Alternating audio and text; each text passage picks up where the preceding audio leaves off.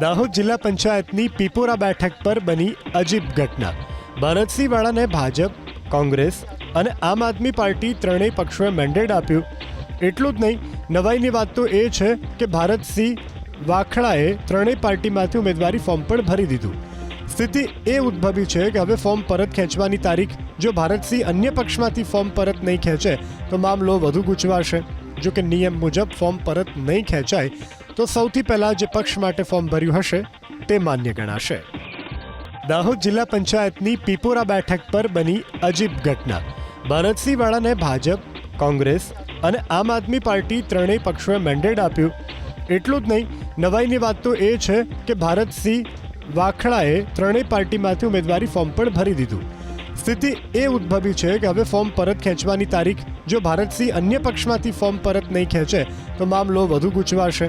જો કે નિયમ મુજબ ફોર્મ પરત નહીં ખેંચાય તો સૌથી પહેલાં જે પક્ષ માટે ફોર્મ ભર્યું હશે તે માન્ય ગણાશે।